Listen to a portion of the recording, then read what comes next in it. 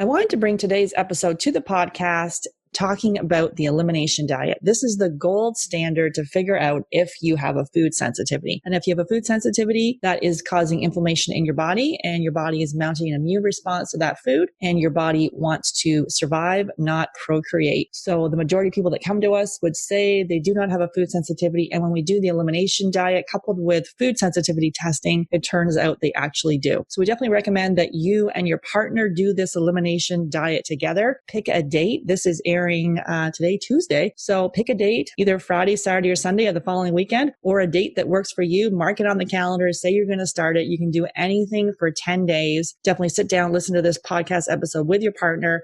Tells you why it's important to do the elimination diet for your fertility and the exact steps of how to do it. So excited for you to listen to this episode, and feel free to leave a review on iTunes. Hey there. Thanks so much for listening to the Get Pregnant Naturally podcast. And I've got a favor to ask you. If you are enjoying learning about the functional approach to fertility, consider going to iTunes and rating and reviewing the podcast. This is how it helps the show reach more people that are struggling with infertility, knowing that there's another approach that really can get to the bottom of why it's not working in the first place. So all you need to do is, if you're on the app or the desktop, just go in and consider leaving a 5-star rating and leave a review. And there is step-by-step instructions in the show notes showing you exactly how to do that. So if you can just take a few minutes, just take the few minutes right now. You can pause this recording, come back, leave the review. It would really mean the world to me and help others that are on the fertility journey as well. Take care. Hey there. I regularly speak with 5 to 10 couples per week who are struggling to have their baby. And although we want to help everyone, we only have 2 spots available per month to work with us. So the Supercharge Your Fertility Discovery call is for action takers, and really people who are ready to move forward so they can finally have their baby. And if you're not ready and you wait, the risk is you'll need to wait 2 to 3 months for a spot to open up. So if you're seriously considering working with us, go to FabFertile, FabFertile.com, and click on book a free call. Then you'll be all booked in and ready to spend 30 minutes to give you the action plan to getting pregnant naturally. That's FabFertile, FabFertile.com, and click on book a free call. One theme that keeps coming up with the couples in our FabFertile Couples Coaching Program is sleep. Whether it's insomnia, having a hard time falling asleep, waking up at night, or feeling tired when we wake up, sleep is critical for fertility and hormones. And that's why I'm so excited to have Blue Blocks as our podcast sponsor. So we're exposed to blue and green light from our phones, our tablets, our computers, indoor lights, and more. And this exposure impacts our melatonin production. And melatonin is essential for both female and male fertility. It helps determine the frequency and duration of our cycle and impacts sperm. There's lots of blue light blocking glasses on the market, but the ones from Blue Blocks, they've actually compared other popular brands, and Blue Blocks block 100% of blue and green light, while other brands fall short. So I have their sleep glasses. They have red lenses, and the ones I have are a little translucent frame, and they're so stylish and really cool. And so they eliminate 100% of the blue and green light in the 400 nanometer to 550 nanometer range. So this is the exact range that has been shown in clinical studies to disrupt melatonin and negatively impact your sleep. So all you do is wear your sleep glasses after sunset until it's time for bed, and you'll notice improved sleep after just one use. And it's also cool to use when you're flying for managing jet lag. So I got to say, I was a little skeptical about the noticing improvement after one use, but literally I use these glasses and my sleep is actually already pretty good. I used them for one day, and I have to say, after one day, I had the best sleep of my life. I just felt so rested. So these glasses, they ship free and they're tracked for all orders anywhere in the world. And also they have all their frames come in prescription, non-prescription, and reading glasses. Plus you can send in your frames and they'll add the blue light blocking and green light blocking lenses to your frame. So this is an easy hack that you can add to your fertility toolkit. All you do is go to BlueBlocks, BLUBLOX.com. Use the coupon code GetPregnantPodcast at checkout and receive a 15% discount. That's BlueBlocks, BLUBLOX.com, and use the coupon code GetPregnantPodcast to receive your 15% discount. I didn't need to go to donor eggs. Obviously, I don't regret it. I have beautiful children. I could have done things differently, restored. I was still cycling back in my 20s. I could have looked at my health, the environmental toxins, the stress I was under.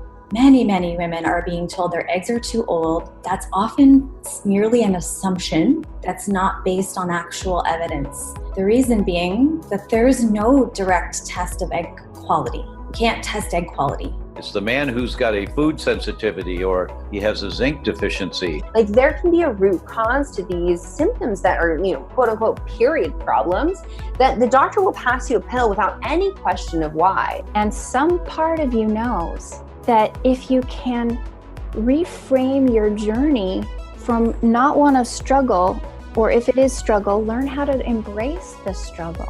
Learn how to embrace it. Most conditions in the child occur during the 9 months of development. It's the genetic switches are turned on or turned off, and they're pre-programmed. So you are in such a powerful, amazing position to do amazing things for your kids. Why is IVF the first step? Because we believe it should be the last step. Welcome to Get Pregnant Naturally, where functional medicine and natural fertility solutions will help you get pregnant and have your baby.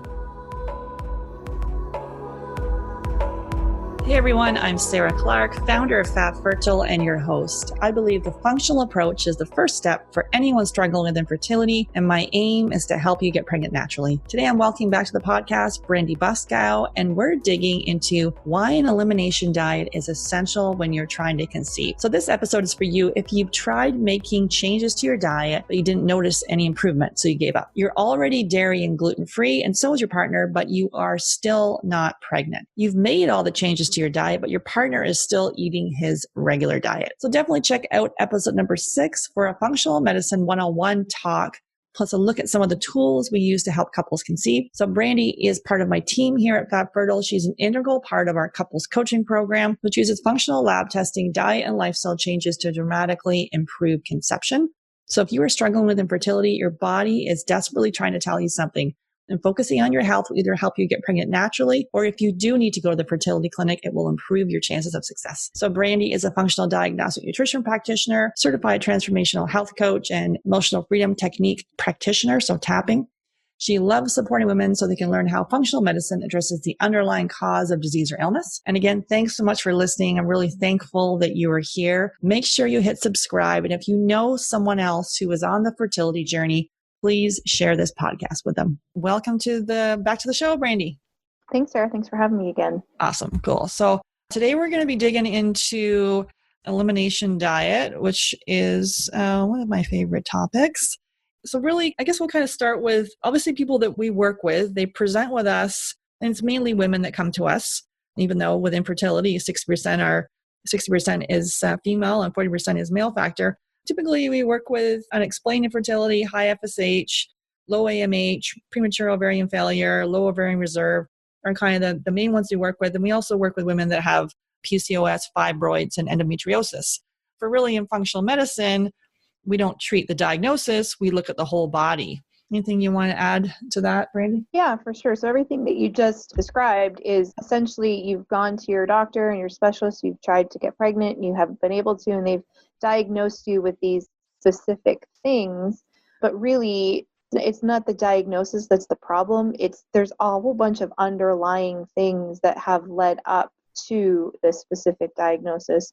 And so when we work with people and we coach them using a functional approach, that's what we look at. We look at all of the underlying stressors or things that have gone on in your life that could have contributed to this specific diagnosis, and we help you work on all of those underlying factors. Yeah, absolutely. And really, even if you're presenting with infertility, there's other health issues. We have yet to see someone just come in with infertility. There's other health issues going on. So I'm going to list some of them here.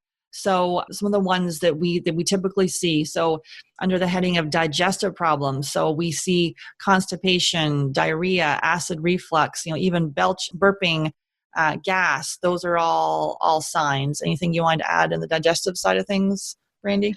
No, and a lot of people think that these are common, and it's really a sign from your body that something is out of balance and something isn't right. So even if you occasionally have acid reflux or occasionally have bloating or constipation, these are signs that something is imbalanced. Exactly. And so then mood problems, we would be the next one. So things like anxiety, panic attacks, depression, ADHD. Definitely check out episode number 2. Brandy will she goes through her personal story with, she suffered from anxiety for years and was able to then heal with the tools of functional medicine. Yeah, for sure. And unfortunately, this is something that we're seeing more and more these days is people, a lot of the people that come to us have some degree of what people would consider a mood problem.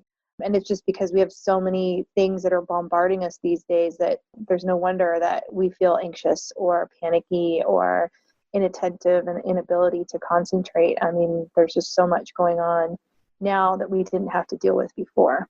Mm-hmm. Yeah, the standard Western diet and lifestyle. And then also there could be gut infections going on as well.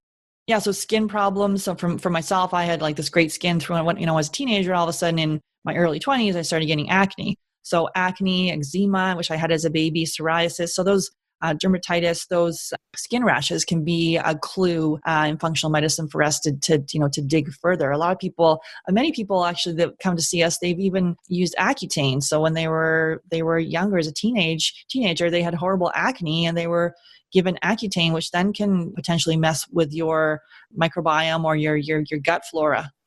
Mm-hmm. And in some instances, and this was the case for myself, I was on tetracycline, which is an antibiotic, for 2 years straight to treat acne as a teenager. And that's something that's not very uncommon. And we now know that the use of antibiotics long term, even short term, causes a lot of problems with the gut and can cause food sensitivities and leaky gut and a whole host of symptoms. Mm-hmm.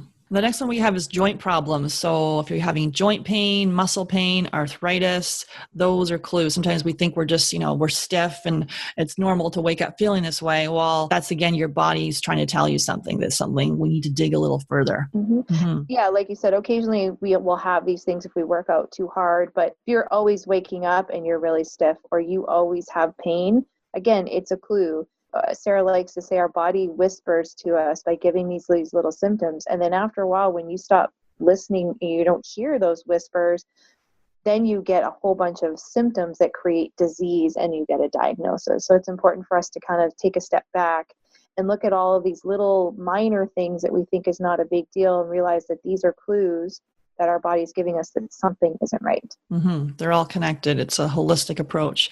And the last one we have is autoimmune disease. So multiple sclerosis, type 1 diabetes, celiac disease, which is the case for Brandy, rheumatoid arthritis, Hashimoto's, Graves, lupus. We see a lot of people that come to us that have thyroid issues and sometimes, Hashimoto's. So those are clues. For sure. And the diagnosis of an autoimmune disease, again, is the culmination of there was probably many years of symptoms that went unnoticed or undiagnosed that led up to the actual diagnosis of the disease. Mm-hmm. And you may have heard, about leaky gut. And sometimes the root cause of some of the complaints that we just mentioned is due to leaky gut. So we'll have Brandy just kind of explain leaky gut a little bit to us. Sure. So this is a term that, many people may have been hearing a lot recently, especially in functional medicine or alternative practitioners. And essentially what leaky gut means is if we imagine a cheesecloth, it's got little tiny holes in it. And if we imagine our gut as a cheesecloth, those tiny holes are a healthy gut that allow just the right amount of nutrients to pass through the gut wall as we're digesting them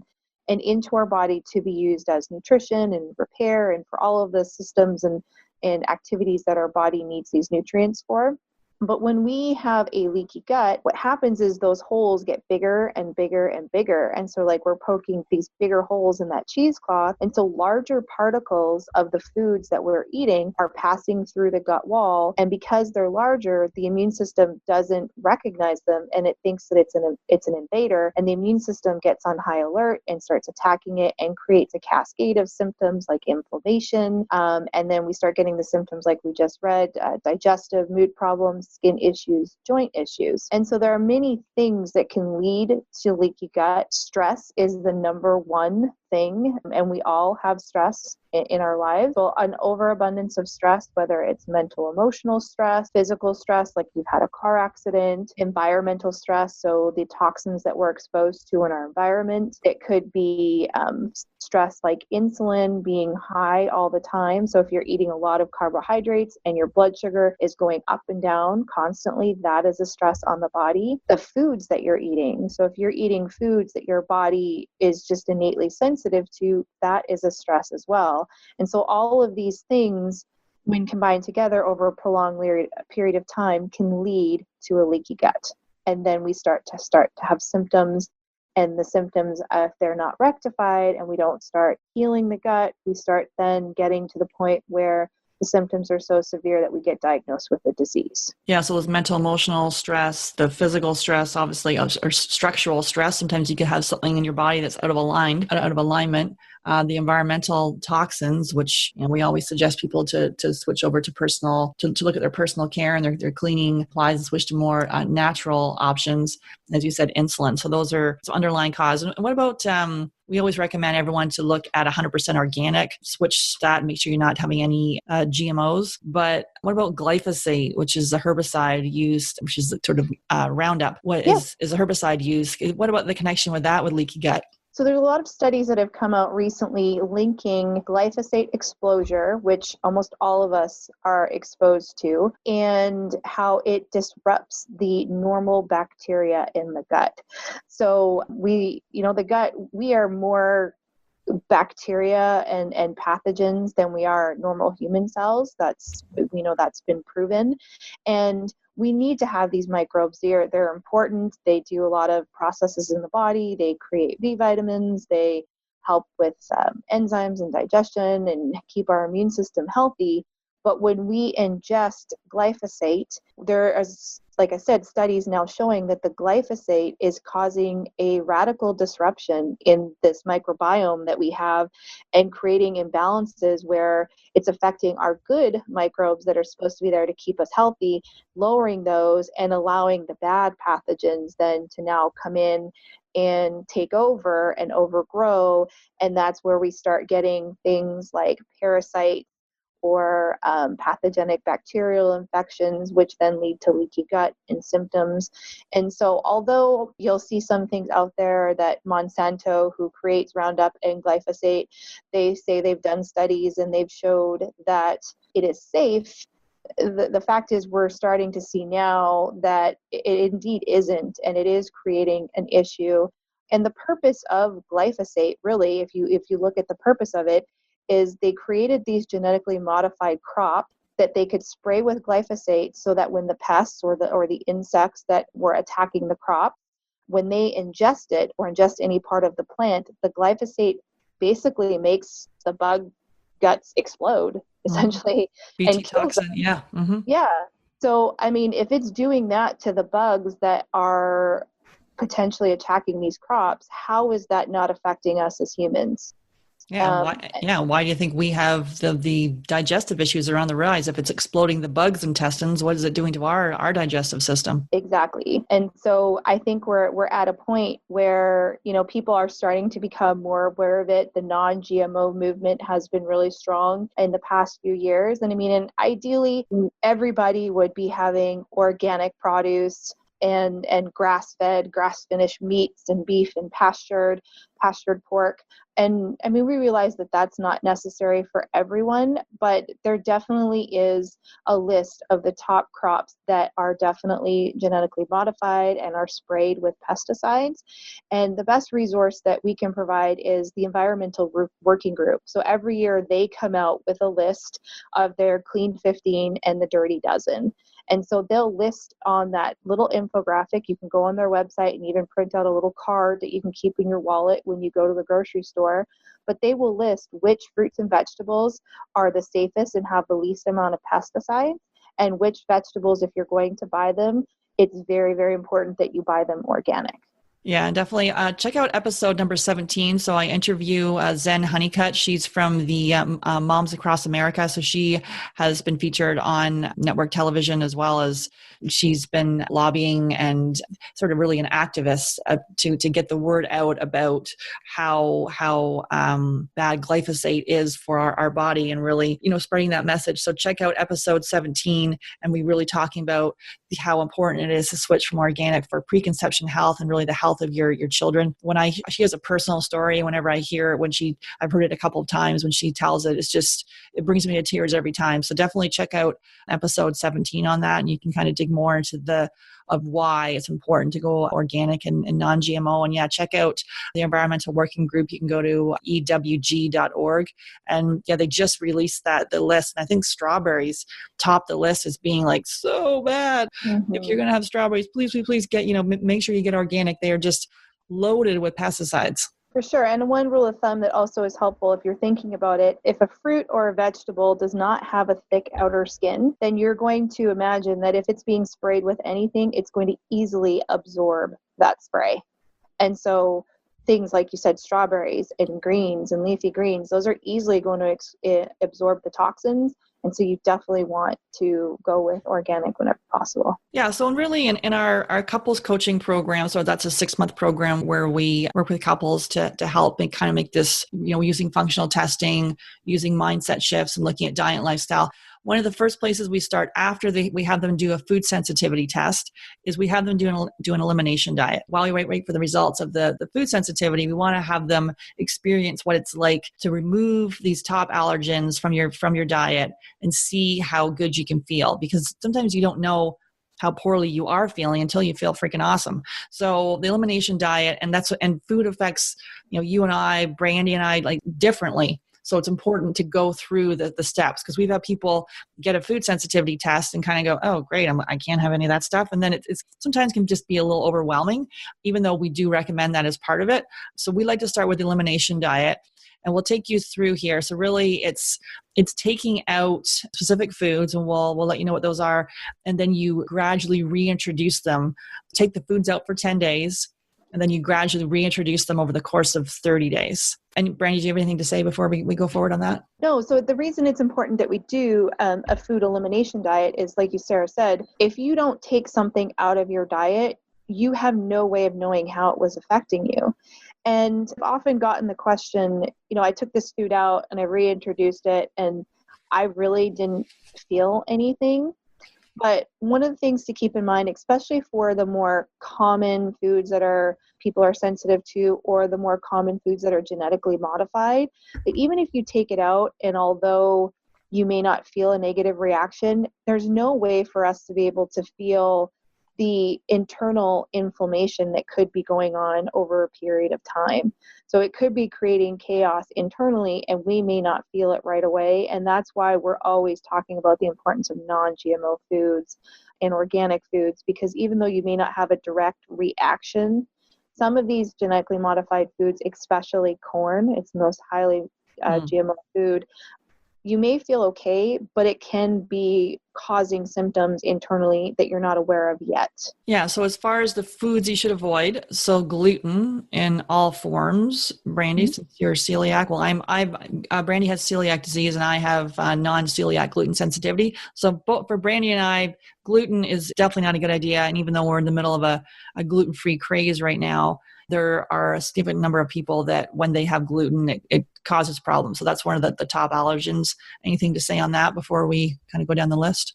Yeah. And so for many people, if they're not familiar with it, gluten is a broad term, and a lot of people may not know what gluten includes, but there are a lot of grains that are gluten grains. And so that's wheat. So it's not just wheat, but things like barley, and barley is, in beer. So that's going to be included in it. With another alcohol to think of would be rye or whiskey, because that's derived from wheat. So when we say gluten, we're not just talking about, okay, you're going to take the bread and pasta out and maybe the cookies and crackers, but we're also talking about looking at things like drinks that you're eating, additives that could be in the processed food that you're eating, even so much as supplements. You would be surprised that gluten is in a lot of supplements because it's a bulking agent. So if you're going to go gluten-free, you really have to look for all sources of gluten in your diet. Yeah, your supplements, your medication. Yeah, so you're taking out gluten, you're taking out dairy, which is probably the toughest one that people say to us. Really, cheese consumption has tripled over the last 30 years. And people, when you order a salad, you have to hold the cheese.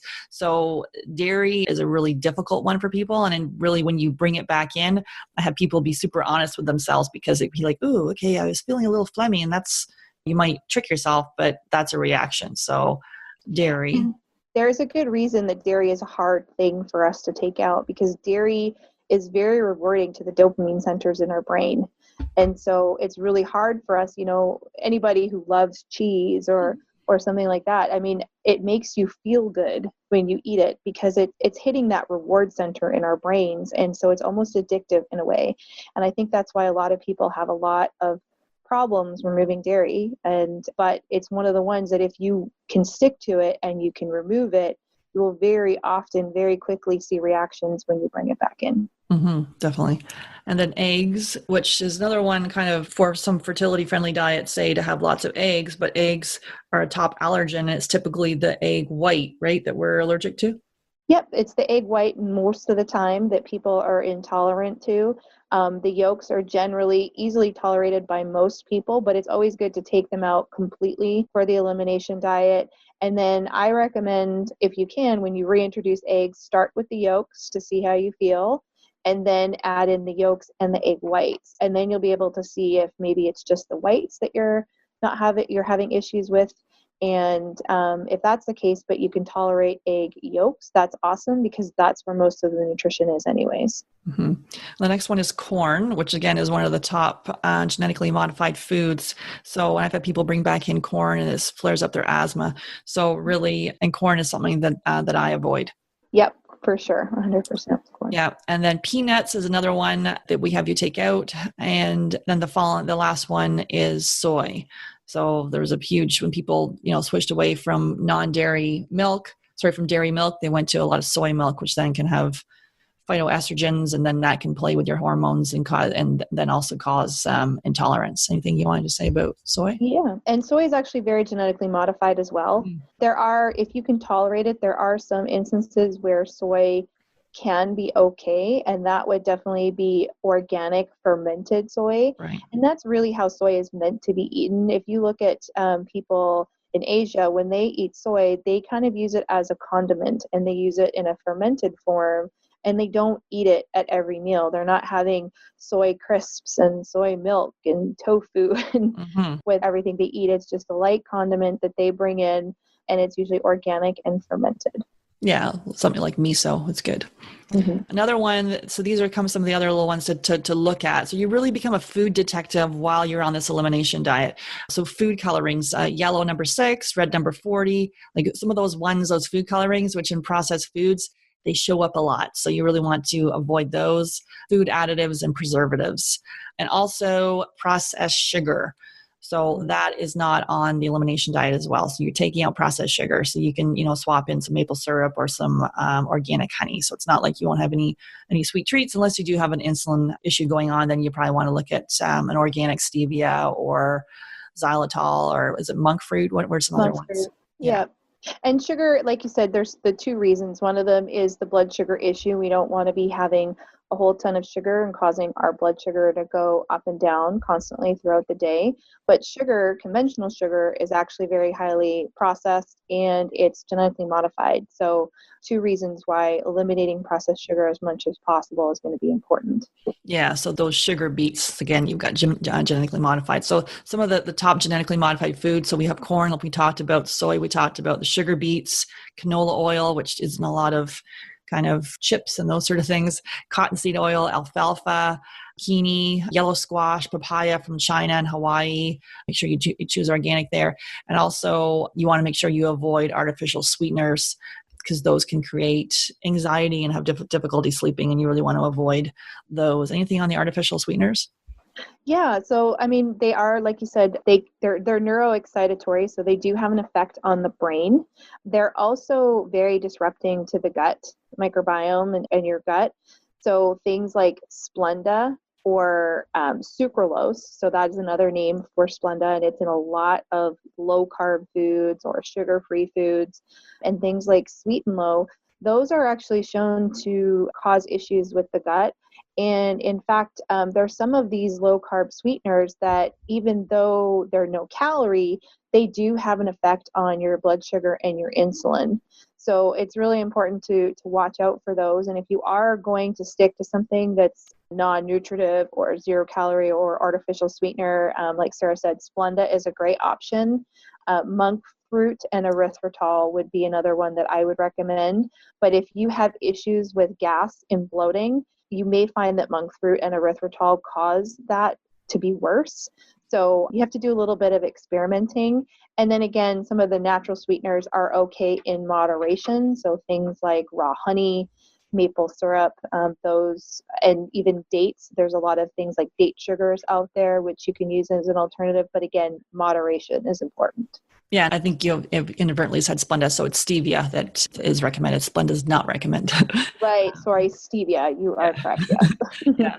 Yeah. And really high fructose corn syrup. Stay away from that stuff because that is not good.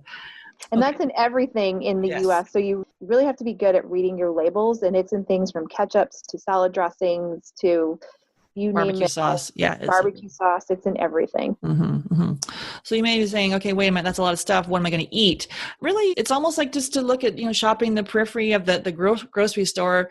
If it's kind of by that Michael Pollan, is it Pollan or Poland? I always want to say his name wrong, but Pollan, yeah, from the food rules. If your great grandmother is like, what is that? You don't want to eat it. So really, what will you eat? So we're looking at grass-fed meat, wild-caught fish, organic poultry. You can, looking at fruits, you want berries and green apples, so low glycemic fruits, lots of veggies, lots of green vegetables, kale and collard greens, Swiss chard, organic rice, legumes, except you don't want to do peanuts, nuts and seeds, and any of those non-gluten grains like millet or quinoa or amaranth.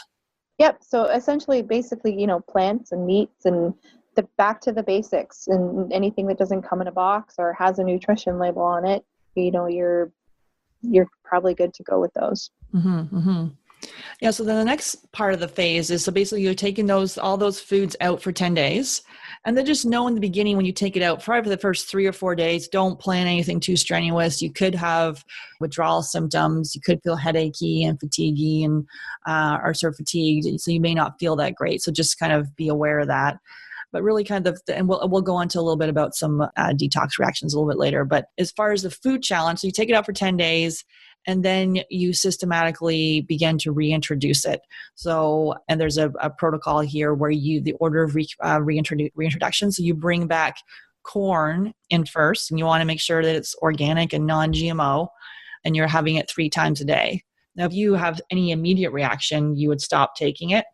And then you're going to get out your little food journal. You can go to the Fab Fertile support group, and in the files info section of that group, there's a symptom checklist, and you can download that little form.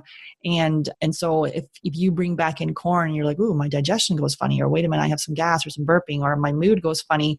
There's all those symptoms are on this checklist. So you can use that. So really you're bringing back in corn, then you're going to bring back in peanuts, unless you have a known allergy to peanuts or mold. Then you're going to bring back in eggs. So you want to make sure organic and free range. Soy, you may not want to bring this back in, but if you do bring it back in, it's like we talked about bringing back in miso or tempeh. And then you want to bring back in dairy. Always want to go for organic, grass-fed. And then gluten, you're not going to bring back in unless if you have a autoimmune condition, then you won't bring gluten back in. Otherwise, you will. And I actually recommend, to be honest with gluten, it's really, if you can avoid it, it's not necessary to bring it back in. I think most people would do well with avoiding it as much as possible. That's right. But it's always good to try it just to see on that occasion. If you want to go and have a beer every once in a while, you want to be able to see if you'll be able to tolerate it. Like we always recommend, as a minimum, take out dairy and gluten for 60 days. So that's kind of the order of reintroduction. So this is not a long-term thing. This elimination diet is for you to specifically know how food impacts your body. So it's a short-term program. You're not on it for months and months. But the most crucial part of the elimination diet is the reintroduction, and you getting out that symptom checklist, getting out your food diary, and recording all your symptoms. Because if you miss that part, and I even, like when we work with clients, we have them write it down, show us what it is, because maybe in the next week when they're out, decide they want to have dairy again, I bring out the list. Remember you told me that you felt this way. Remember when you told me you brought back in corn, you felt that way, because it can suck sometimes when it's our favorite foods.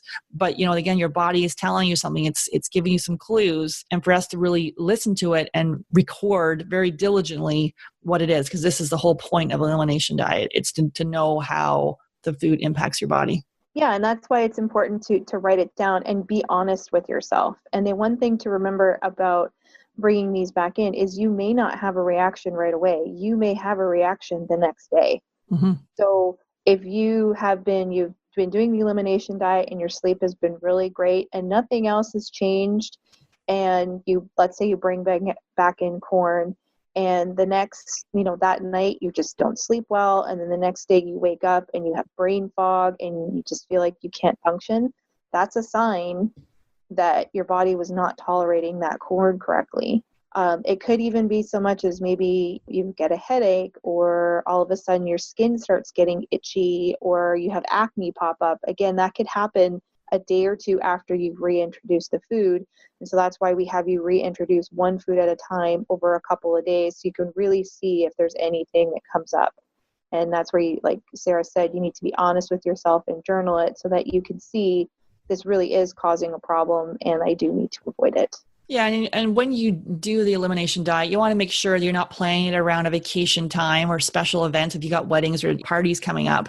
Having said that, there really is no perfect time, but you want to make sure that you can 100% commit to it, because it really is that 30-day period where you're really listening to your body. And I'm just going to touch right now on going gluten light and dairy light and really why that's not going to work. Brandy, can you dig into that for us? Yeah. So, I mean, gluten light or dairy light, it's the same thing as being, well, I'm kind of pregnant, but I'm kind of not. You either are or you aren't. So if you're going to eliminate gluten, you have to do it all the way, because if you don't remove it completely from your diet and give your body a break from actually having it in your system, because it takes time for your body to kind of calm down a little bit from you having it all of the time, you're never going to be able to get a true feel for how well your body does or doesn't do with that food. And the same is true for dairy. You really do have to commit it's 10 days, like Sarah said. We're not asking you to do it for 3 months. 10 days, be really diligent, take it out so that you do give your body that opportunity to realize that there's no more gluten in the system, calm the immune system down so that when you reintroduce it, you will be able to know for sure whether or not you're having a reaction. Right, because if you don't take it out totally, it's still a little bit's coming in, and then the inflammation never really goes away. And then it takes even if you do find you're sensitive to it and you actually have some, it takes a while for your body to heal. You could have some, and then the inflammation could go on for a number of weeks, right? Can you talk a little bit about that? Months, actually. So depending on how sensitive you are, like somebody who has celiac disease, in my instance, if I get cross-contaminated with a little bit of gluten, it could take months to heal the gut from that exposure, because it activates the immune system and puts it on high alert. And it really takes the body time. And that's where, when you're looking at doing the healing process, you have to be patient. You can't expect things to happen overnight.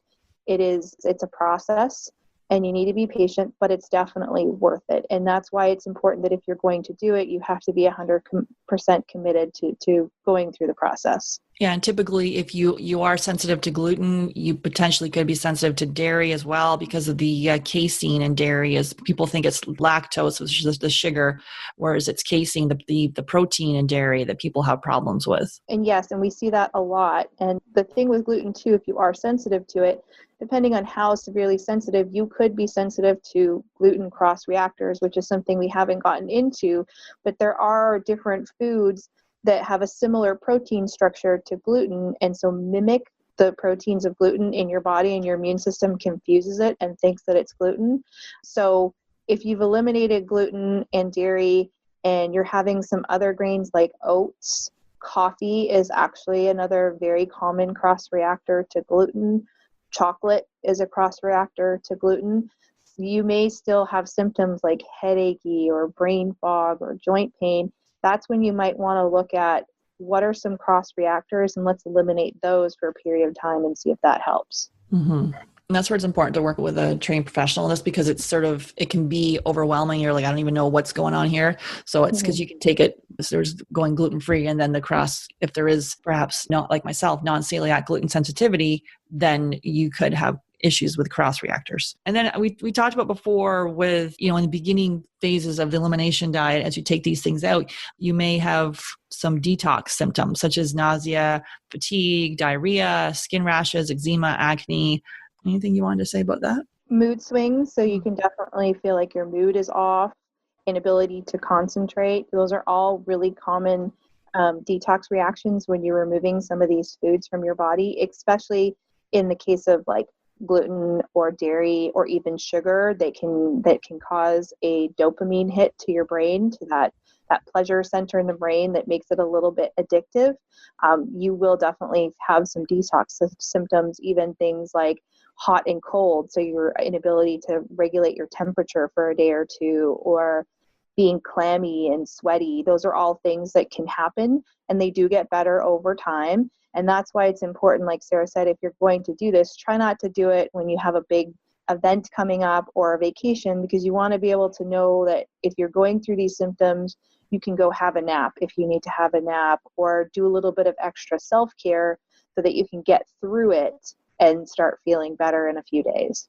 And know that you might crave these foods like crazy. So just to make sure, because the elimination diet is not about starvation or deprivation. You are still eating like beautiful foods, and you're not starving. It's not a juice cleanse or any of that stuff. It's a specific protocol to figure out what potentially you could be intolerant or sensitive to. So you will not be hungry. So it's just make sure that you've shopped and made sure you have a lot of food around for you, but just know that you could start craving large loaves of bread. Not to say that you couldn't then have gluten-free bread, but just to be aware of that.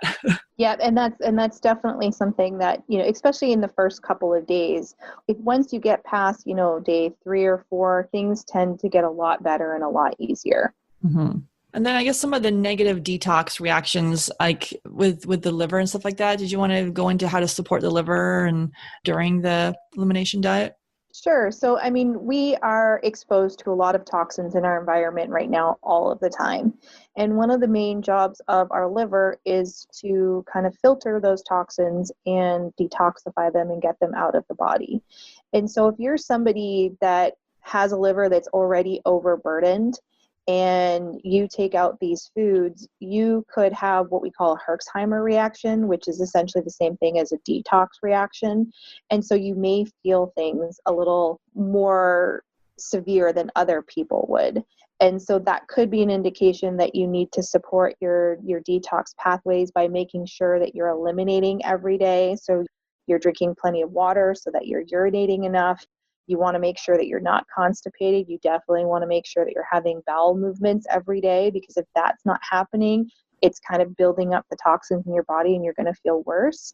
And then some other things that you can do to support detoxification is things like Epsom salt bath, dry skin brushing, things like dandelion and bitter green. So you can either do a dandelion tea, or you could do dandelion greens. Those are kind of a bitter green. There's some other bitter greens that would work as well. Those are really helpful for the liver. And then something like milk thistle, which is known to help the liver and support the liver as well. And again, you can get milk thistle either in a capsule or in a tea, but those are some things that are going to help you keep those detox pathways open, which is really important, especially when you're going through an elimination diet and if you're having some negative reactions. Yeah, the Epsom salt one, you can get that at your local health food store, and really just take a cup of Epsom salt. You can also do some Himalayan salts in there and throw in, if you want to throw in some essential oils like lavender or something else that you enjoy, and put that in the bath. And that's really super relaxing, and then also helps with magnesium as well. Mm-hmm. And one of the other things that I wanted to mention too is that if you are having these reactions, especially if the fatigue, you may not feel up to exercising, which is totally fine, but it is still important for you to move, because if you're not moving your lymph. And the lymph is a system of vessels throughout the body that carries waste products. And so it doesn't have a heart like our circulatory system does for our blood to pump it. So we have to be moving to move that lymph. And that's why dry skin brushing is very helpful, but walking is also very lymphatic. So if you only have the energy just to go out and do a walk, that's fine. It's actually probably a really good idea to do that, because you're getting the fresh air, you're moving your lymph, and you're kind of helping things move along.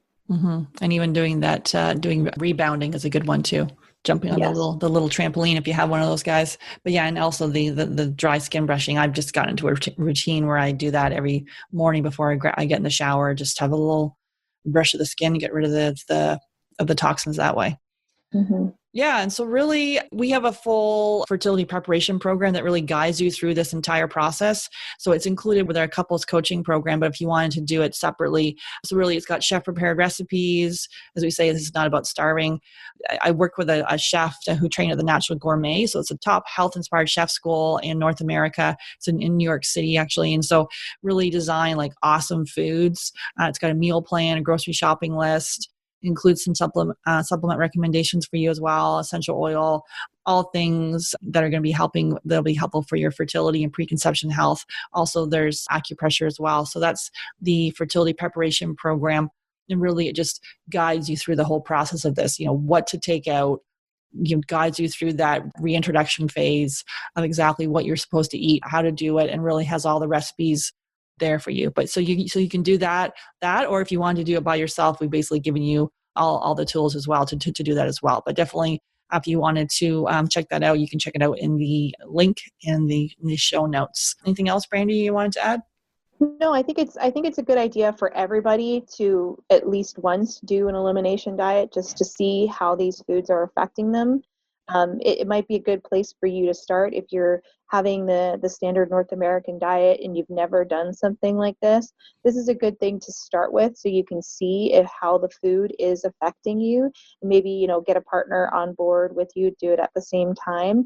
And then it can give you some insights and some motivation to maybe make some changes that you may need to start making to make improvements in your health and contribute towards improving fertility, because every little step that you take is helpful. And I think it's a good idea that everybody tries this at least once. Exactly. To me, this is super empowering. This is how I discovered my tolerance to dairy, gluten, and corn.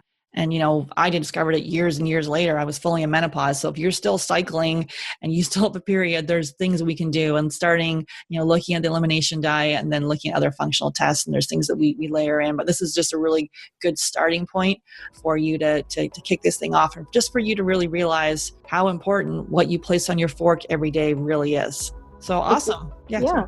I was just going to say, it's extremely important. And it's going to set you up for healthy pregnancy, healthy postpartum, and then it also helps set you up to be a good role model to your kids in the future. Absolutely. Absolutely.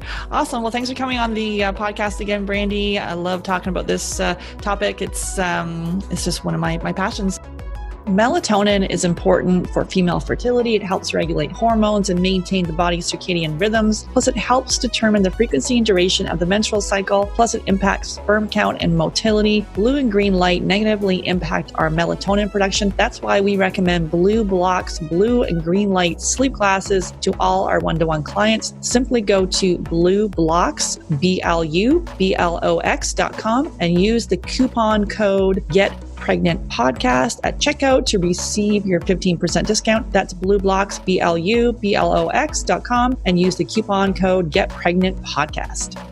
Hey there, I regularly speak with 5 to 10 couples per week who are struggling to have their baby. And although we want to help everyone, we only have 2 spots available per month to work with us. So the Supercharge Your Fertility Discovery Call is for action takers, really people who are ready to move forward so they can finally have their baby. And if you're not ready and you wait, the risk is you'll need to wait 2 to 3 months for a spot to open up. So if you're seriously considering working with us, go to FabFertile, FabFertile.com and click on Book a Free Call. Then you'll be all booked in and ready to spend 30 minutes to give you the action plan to getting pregnant naturally. That's FabFertile, FabFertile.com, and click on Book a Free Call.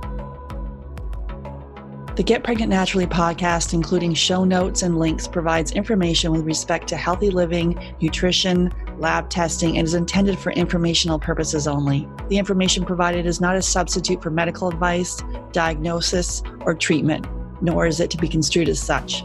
We cannot guarantee that the information provided on the Get Pregnant Naturally podcast reflects the most up-to-date medical research. Information is provided without representation or warranties of any kind. Please consult a qualified physician for medical advice and always seek the advice of a qualified healthcare provider with any questions you may have regarding your health and nutrition program.